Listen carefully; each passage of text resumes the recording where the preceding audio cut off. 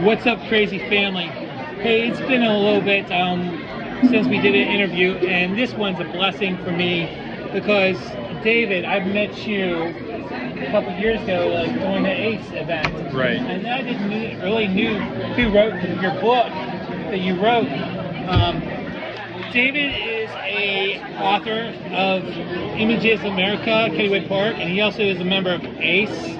He's also a member of ACE's Preservation Committee too. And I'm the historian for it. And a historian. So this is his book, and you know, I actually did my homework and read the thing, and I enjoyed it tremendously. So you know, and it's very nice to get to know you through this too. So I have some memories of that. But what is your connection with ACE and NAPFA? I've been a member of ACE for 43 years now. 43 years? Yeah, 44 years. And for you those guys don't know, ACE is American Coaster Enthusiasts. So. Yeah. I've been ACE's historian since 2008. Wow, I did not know that. Yeah, so I've been, and the landmark flex that you see at the parks for the different roller coasters, I basically wrote all those. I helped to write all those. Wow.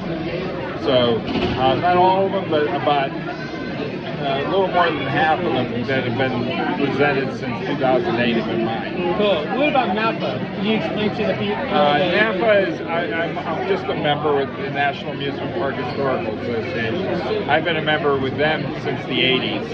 So not as long as ACE, but I've been about 40 years, maybe 35 years with ACE. I find that club or whatever that fraternity or whatever you want to call it very interesting because it's more focused on the history of the parks. Right. Which is fascinating to me. I've always enjoyed, like I said, I love seeing the old pictures before I was born. These parks that we'd go to. You know, I grew up going to Idora Park. Okay. And my parents would go to Idora Park. That was my first roller coaster, was the Wildcats. Wow. And I was little. I mean, I was little. That was a pretty wild ride. Are you kidding me? Yeah. So when it comes to Kennywood and compare it to, what do you think it makes it stand out the most compared to like parks like Waldermere or even parks like Knoebels? What do you think makes it stand out the most? Well, I mean, all three parks are traditional amusement parks. All three of them in Pennsylvania too, ironically. Each has its own individual style and how they do things. Each has been around. Both Waldermere and Kennywood have been around for over 100 years, 125 years. Where Knoebels will be 100 years old in 2026. So they're kind of the youngster of the three parks. Yeah. But it doesn't mean they're any less historic. They are filled with historic rides. I'm sure most of your followers are aware. I mean, Knoebels is a wonderful park. They tend to have a lot of historic rides that they purchased and added, and they refurbish it and add back into the lineup of their rides. Most of the historic rides here, or I should say all of the historic rides here at Kennywood, were purchased new. I mean, some are 100 years old. Yeah. Some are near 100 years old, but they are all original. Original ones. Right. Whereas Knoebels has 100-year-old rides, but they predate the park. So. Awesome. So what is something that you can say that you're crazy about Kennywood? What are you crazy about when it comes to Kennywood? I ask that a lot about well, like you, when you grew up with Idora, I grew up with Kennywood. I grew up 2 miles from the park. Remember seeing the fireworks when I was a kid from my parents' back, from the back porch. Would look at the fireworks anytime they ever would launch.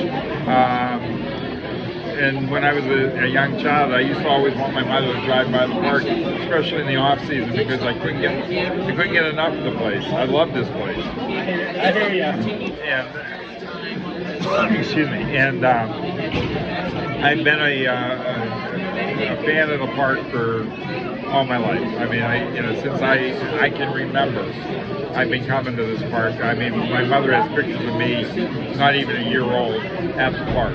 So cool. So I literally grew up with the place. So you say it's like the memories that it's a very nostalgic place. Yeah. Very charming. Very charming, but also at the same time very cutting edge, very thrilling. Yeah. So they do a very nice mix of old and new. Old and new, yeah. And they have a lot of old rides, as we know, like the Turtle, the Whip, the Carousel, the Old Mill, Noah's Ark, the Train. They're all old rides, but they're always refreshed, always kept up to date. But they also bring in new rides, and they used to bring in a lot of new rides back in the 60s and 70s. They would bring in a new ride every year. I can remember seeing some of this. Now, the reason they could do that was they leased rides from a outside vendor. I didn't know that. Yeah, they'll bring in rides from it was called Conklin Shows from Camden, and they would lease these rides, like 1 or 2 rides every year. That was the new ride for the park. If it proved to be a popular ride, and this was back in the time when they would collect tickets for the park, and what would happen was that would be the popular ride. If it was popular enough, they would end up purchasing it. They would buy one then. I don't know that. That was very fascinating. Like one of the rides that is still here at the park is the Wave Swinger. They brought one in the 1970s, late 70s, and it proved to be a very popular ride. So a few years later, they bought one in 1984, and they installed it in 1984 in front of Noah's Ark, and it became a very popular, iconic ride for the park. It was featured prominently in Kennywood Memories in 1988. You know what? I've seen the videos and it's like, oh, that was there. Yeah. I forgot it was there. And then when they built Lost Kennywood in 1995, they moved the Wave Swinger from its spot in front of Noah's Ark over to Lost Kennywood then. But that's still the same Wave Swinger that they bought in 1988. Wow, that's interesting. You know, Dave, I saw a video on YouTube that where you stated that you were at the last day of the Laser Loop. Yep. And also the last day of the Steel Phantom. Yep. I was here for Labor Day both days. Both also, in your books, you've written a lot about the history of Kennywood and done a lot of research about the park. Yes. Things have a tendency to come and go in amusement park, like rides and foods. But what do you think should be one of the mainstays of this of Kennywood? Well, the historic rides need to remain. I mean, one of the things is that Kennywood is a National Historic Landmark, one of only 2 amusement parks designated by the United States government. And the reason being is because of the historic buildings and structures of the park. Among these being like the casino, which is the cafeteria. The building we're in now is the oldest building in the park. It was built in 1899. Yeah. This was the original carousel building that opened in 1899, and it's the oldest building in the park. Here's a quick question. Do you know, like, the park size now, it's only, like, visitors only get to use the bottom floor. Did at one time they use the upstairs Yes, too? they did. Until about the 1970s, there was stairwells inside when you came in and went up. It was like a balcony that encircled the second floor. They actually finished off the floor. They put in additional supports and finished it off back late 70s, I believe. Late 70s, wow. And they put offices up there. Okay. And a lot of times they had like back in 1980, Kennywood hosted Ace's 3rd Coaster Con, which was Coaster Con 3, and it was the first time they came to Kennywood. All of the activities such as like displays and presentations, were done upstairs in the second floor of the cafeteria. It was very hot, very hot. There was no air conditioning. No AC. Not like today. Not like the building's air conditioned today, but back then it wasn't. So, what kind of legacy should we leave to the next generation when it comes to Kennywood? What do you think we should teach when it comes about the park to our next generation? Because I know that you have your children, and you'll probably eventually will have grandchildren. Kennywood transcends generations. Let's face it. I mean, we have 3 wooden roller coasters here that have been here for decades. The Jackrabbit is 103 years old, or 104 years old this year.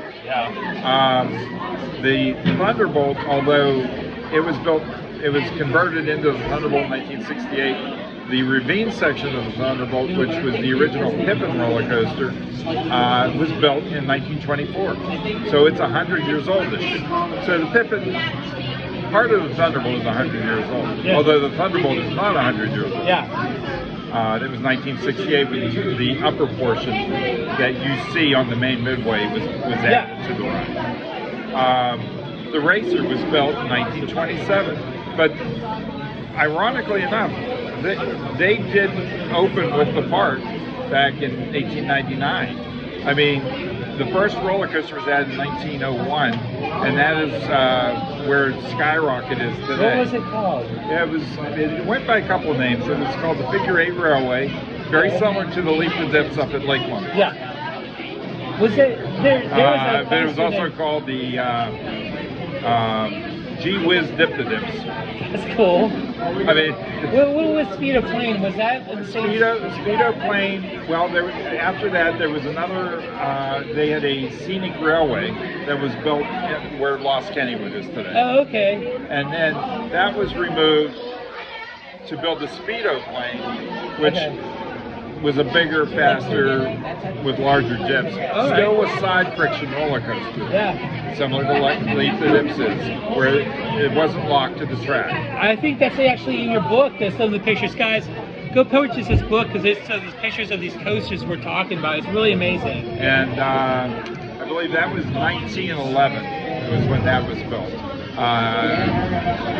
I may be confusing it with the Racer. There was the original Racer roller coaster, not the one that's here now, but there was one that was built in 1910, and that was built where the auto races today and where the train runs through Kittyland. Oh, cool, cool. So it overlooked the Monongahela River, and that lasted until 1926 and was replaced by the current Racer, which is built on the other side of the park here. Now, being an enthusiast, I always picture what it would be like to ride those coasters that were around. I'm sure you think that's way. Oh yeah, I would love that. Unfortunately, there's no video or film footage.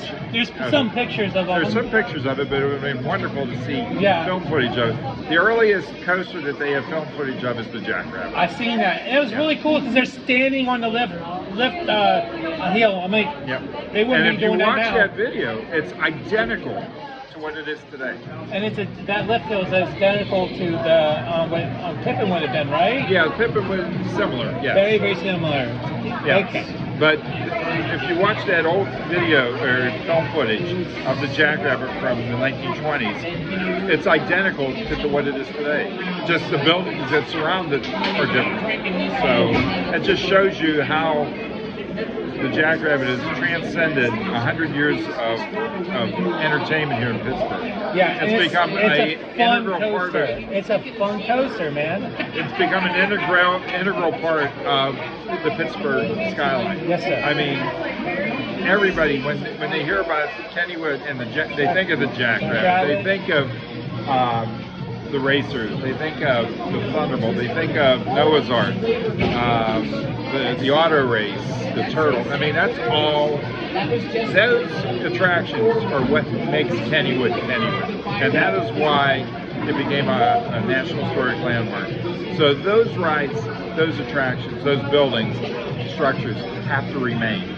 The lagoon that is in the front here, that was original from 1899. They actually dug. Man-made. Man-made. It was a man-made lagoon. Now, it's shrunk in size from what it originally was, but it's still there. Huh, I didn't know that. The old mill technically is the oldest ride in the park, built in 1901, but was rebuilt in 1926. Without the dive or the right. In 1901, it had a little bit of a drop, kind of like the log jammer, but not near as big. No. And a lot of it took place outdoors. Is there a video of that? No, unfortunately, none of that. But there's a little bit. There's a little bit of footage of you'll maybe see some old footage. And I think it's on the Kennywood Memories DVD. They have it. I think so. You'll see it where they're showing people riding the old mill and the operator pushing the boat. And that's it. And that's it. They don't show anything else. But it isn't not the same as what's there today, because that was replaced in 1926. Cool. All right, so the next question would be, there's been a long tradition at the end of the summer's day at Kennywood would play certain music and announcements. Do you know where and when did the tradition of Nighty Night song come? That was in the early 1960s. They decided to have like a warning, a 15-minute warning, and they just chose some music. I'm sorry, I cannot remember the gentleman's name that you hear. This is the voice of Kennywood. I wish I could remember his name right now, and I can't. But that is the original voice of Kennywood from that era, 1960s. You recorded it. It was actually recorded on a record. And in the 80s, they had a gentleman. He was work here. I remember seeing Kennywood Memories, and I don't remember his name. That was Andy Bettle. Okay, Andy Bettle. Yeah, it was Andy Bettle Jr. Yes. Wasn't his father was the one that designed the Thunderbolt. Isn't that crazy? Yeah. Rick Seabuck always says in his videos, it's Pittsburgh, we're all connected. Yeah. How about that? That's the kind of... We're the biggest small town in America. Yeah. So, David, I read your book that you wrote about the Wonderland building. It was used for a fun house.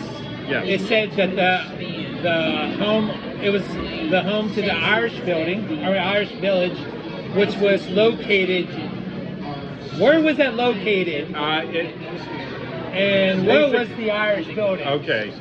The Wonderland building sat where the lift hill is for Phantom's Revenge. Oh, really? Cool. It sat at the very far end of the midway there. Where the Lost Kennywood Arch is where you would have the center of the Wonderland building. And inside, they used it for many things. It was a roller coaster station for a while for the scenic railway. Oh, cool. It was also this Irish village, which we don't have a lot of information about it, but the Irish village was probably like a recreation where you get Irish food, buy Irish, things maybe like some scenery too. Probably, yeah. Unfortunately, no photos exist of it. It was briefly mentioned in a newspaper article from that era. And that's how you knew about it. That's how we knew about it.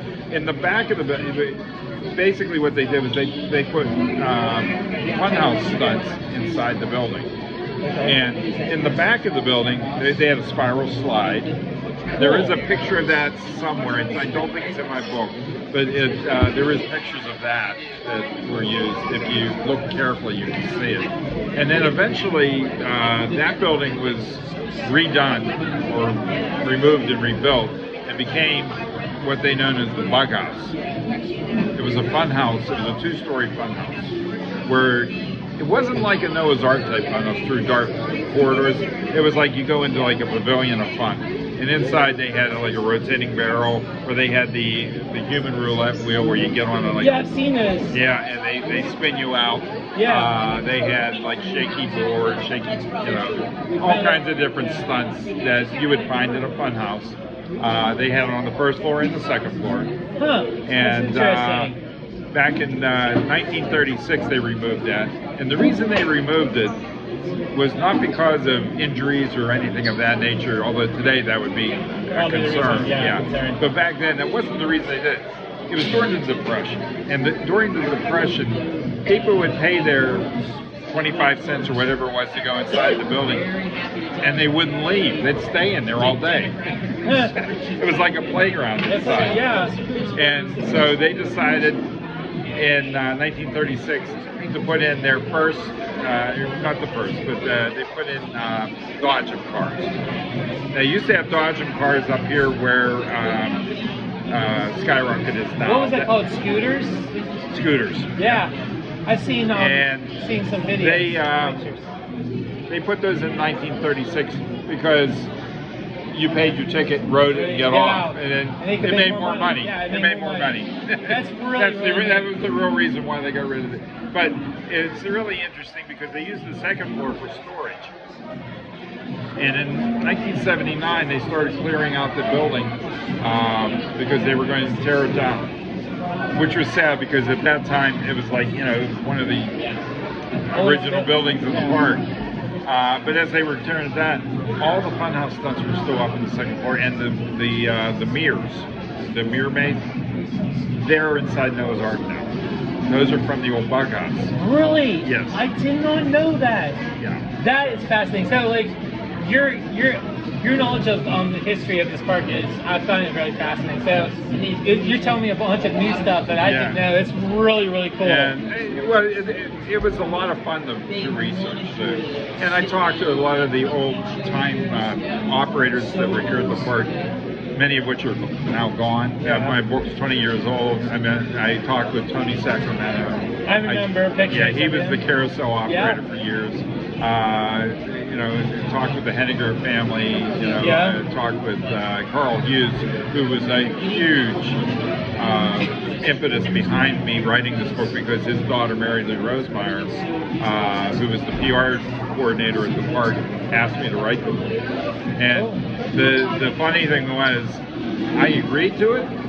Didn't realize though, after I agreed to it, they needed the book done in 3 months. Wow. That's a lot of work. It was a lot of work. I took all my vacation time basically to write it. That would have been really stressful. Yeah. Plus, I was working my regular job.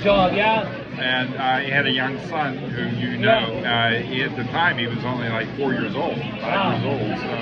You were a member of ACES back then, weren't you? I was still a member of ACES. So were you like one of the lead reps at the time? I was an assistant regional rep. Okay, cool. So you had that also on your plate too? Yeah, I was doing the registration for events like Kennywood, like Barrier and the Dayport. But yeah, I mean, I don't know how I found the time to do it, but I did, and I did a lot of it over Christmas break, we'll say, you know. Cool. And I'll be honest, a few people like Jim Futrell helped me a lot from Napa. I also had Mary Lou Rosemeyer was a big help with me with it. Marie Ruby, who still works here at the park, she helped me. Such a sweetheart. She was in charge of the archives at the time. Oh, really? For the park, yeah. So she helped me considerably. She was like, she was my go-to person for anything I needed. And I really appreciate everything that she did for me to help write the book. Cool. So we got the next question. It says, as a coaster enthusiast, I love hearing about the original coasters. I think we talked about this a little bit in the park. You have mentioned in your book about the Scenic Railway, a side friction coaster that was this figure 8, like kind of like lead the dips at Lake Mount Park. They had 4 side friction roller coasters, 3 of which that were built by John Miller. They were designed by John Miller. John Miller went and designed their 3 current wooden roller coasters too later on. That was amazing. Like how, like I said, like Frederick Ingersoll built their first roller coaster. He was also a Pittsburgh. He was from Pittsburgh. Did he have anything to do with some of the because I know he's mainly around Pittsburgh. Did he have a lot to do with some of the out-of-state coasters too, John Miller? Oh yes, he built coasters across the country and around the world. Where his main hub of most of the coasters are? Well, right now we're in the biggest hub of John Miller coasters. Yeah, I mean, like, there's 3 of them, right? 3 of them here, like, yeah. All of them here, yeah. Yeah, I mean, he built coasters all over the place. I mean, he and Harry Baker designed a lot of roller coasters. When he retired, did any of his family take over afterwards? No, it's just him. I believe he died, and there was nobody to take over for him. And I see that because I noticed some of the coaster companies exist now, sometimes He they're was an legacy. independent contractor. He actually he was a freelance contractor with PTC for a while. I think he also worked with National Amusement Device, which was known as Dayton Funhouse at the time. Dayton Funhouse was actually helped him to build the racer here at Kennywood. The trains that were on the racer, actually all 3 coasters that he built were Dayton Funhouse trains. They were all replaced over the years. The ones for the Pippin were replaced in 1958 with National Amusement Device Century Flyer trains. They are still operating today on the Thunderbolt. Wow, that's So cool. this date back to 1958. The trains on the Jackrabbit were built by Edward Vettel from Westview Park. Cool. Edward Vettel was Andy Vettel's uncle. Oh, really? His father and Irwin Vettel and Edward Vettel built roller coasters for T.M. Martin Company, and they built roller coasters for like Conneaut Lake Park, the Blue Streak at Conneaut Lake Park. They also built their sole remaining coaster that's still standing, although not operating currently, is the Cyclone at Lakeside Park in Denver, Colorado. But they had other coasters all around the country and around the world too. They were prolific roller coaster designers. They were headquartered here in Pittsburgh in Westview. So Pittsburgh was a big hub for amusement park history. Yeah, and I look at those guys at back, and I see the names and stuff, and it didn't really connect till I'm like 48 right now. And thinking about that, those names, and like, these guys are amazing. They did everything with a slide rule. No computers. No computers. Yeah. When you think about these coasters are thrilling. They're not just, okay, we're going down a little hill now, that's about it. Okay, get off. No, it's killer. One of the biggest misconceptions about roller coasters at the time, compared to today, when they built roller coasters, they didn't build them to last. They built them for the moment, to make money at that time frame, at that time period. And if they lasted 10 to 20 years, they were happy with it. Wow. You know, I'm not saying that they didn't build them enough that they could last forever, but they weren't designed to. I mean, they were designed to be replaced. And like they would build another roller coaster and then another roller coaster or another amusement ride. Things were different back then as they are today. Where today we look at preserving the history. Back then they were like, build it, tear it down, build it, tear it down. You know? I remember, correct me if I'm wrong, and how do you pronounce Mr. Henninger? Is that how you pronounce the former park owner or resident? Is that how you pronounce Harry Henninger? Yeah, Henninger. I screwed his name up. Mr. Henninger said in an interview, we did not appreciate our coasters until after we remodeled the Pippin and got the Thunderbolts. And then we got that New York Times review, and I'm like, oh, people are coming? Okay, we're going to take care of our coasters. We're going to, Well, yeah, at that point, it's funny. They didn't set out to be an historic landmark when, they were operating the park from the beginning to the 1970s. That wasn't the intent. They were doing it to be, to make money. I mean, I'm not going to, they were in the business to make money. This is a business. Music park is a business, but it's also for families to spend time together with. But it was also, they realized that over time that they had a very special place. That it was more than just an amusement park. It was a place where Pittsburgh came to forget their troubles for a few hours during the day, to have their picnics, to have their school picnics to come here. And they realized in the 1970s, it's like, you know what, we got a special place here. We got a lot of historic structures.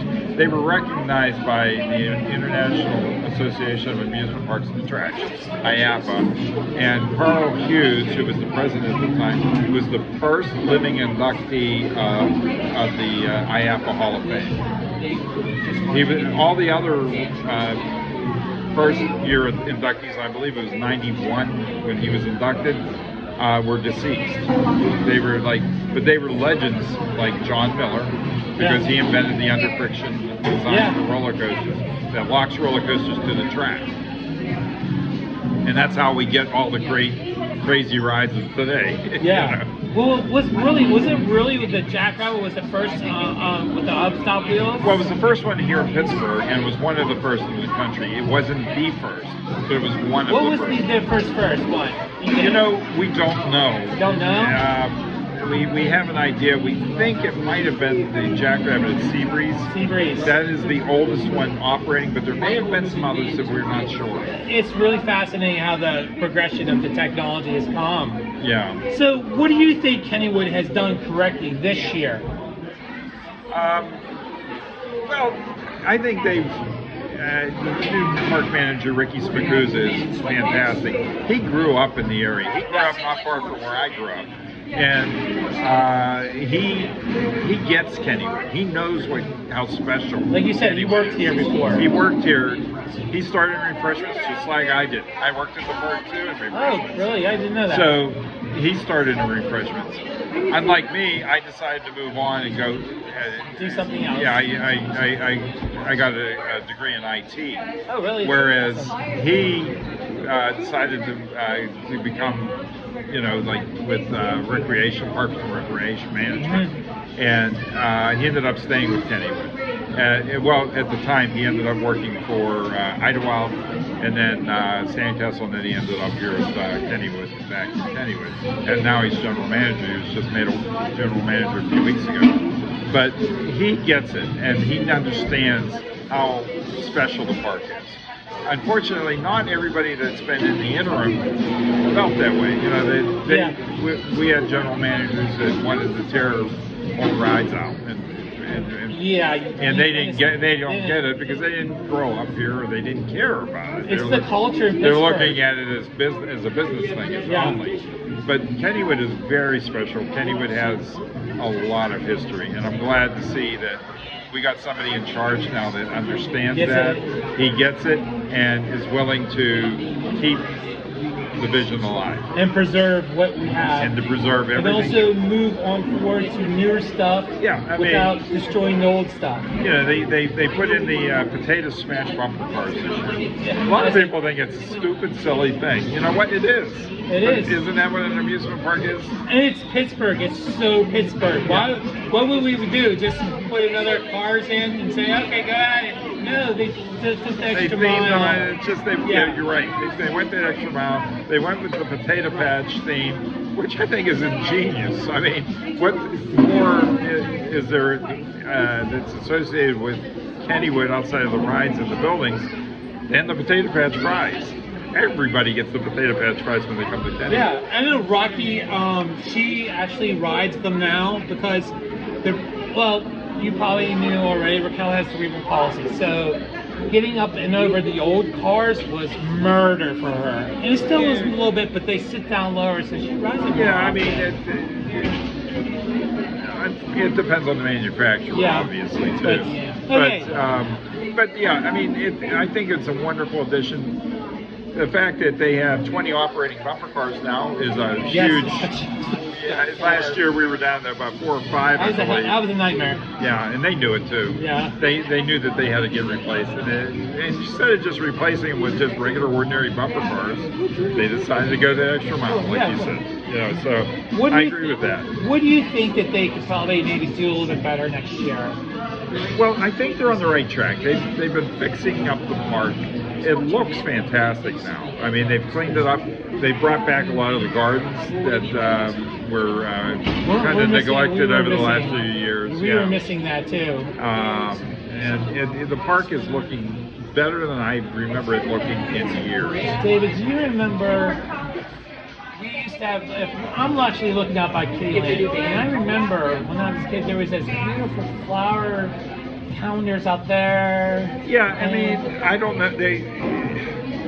I don't know if we'll ever see that again, but at least we're going to get flower beds. And this was where we're sitting right now is with the main garden part. Yeah, this is absolutely beautiful right here. Yeah, absolutely. Yeah. And Kennywood, I'm not going to say it was neglected, but they were cutting back on a lot of that beauty over the years. And a lot of it had to do with the previous, after the Henniger family sold the park to Palace Entertainment.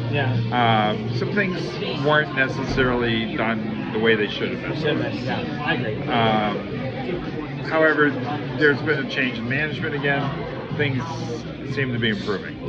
Now, I don't know what's in store for them, because I'm sure the news is getting out that Parkcase Reunited or the parent company of Palace Entertainment, may be thinking of selling off Palace Entertainment. We can only hope that we get the right operator if they do sell. I can suggest not Six Flags. Well, mainly I say that because I look at Geauga Lake and what happened to Geauga Lake. Yeah, that was a shame. We don't know right now. It's hard to say at this point. And Six Flags now is a totally different company. They are now merged with Cedar Fair. So we don't know what is in store for Six Flags right now, let alone what could be in store for Kennywood if they were purchased by them. We don't know if that's even going to happen. There are several other park operators out there that might be interested in buying Kennywood, or they may decide not to sell, or maybe they can't find a buyer for it, and they end up keeping it. All we can hope is that they continue to put some money back into the park. They're going on the right course. They need to add new attractions instead of taking out attractions. I would really love to see them putting some money back into Idlewild. That's another wonderful historic park. That's a beautiful park. We were there last year, but I could probably see maybe more adult rides going towards like your family rides. And that's fine. I mean, because Idlewild is becoming more of a family-oriented park. Not saying Kennywood isn't a family-oriented park; it very much is, but it also is a thrill park. Yeah. Whereas Idlewild is more for like the younger children out there, and they want to put more family-oriented attractions into the park that parents and young children can ride together. And I'm totally in agreement with that. I hope they do, but they need to add them. They need to add some attractions. Yeah, I agree. Well, I'm gonna end this video, but again, go. This is David. Thank you so much for your time, brother. I appreciate your time. My pleasure. Everyone, go check out David's book. It's called Images of America, Kennywood. It's a wonderful book. It has all a bunch of older pictures and a lot of history of the park. Again, thank you so much. And with that, hey, God's good all the time. Love each other, mad crazy love. All right, guys, take care, man. Bye. All right.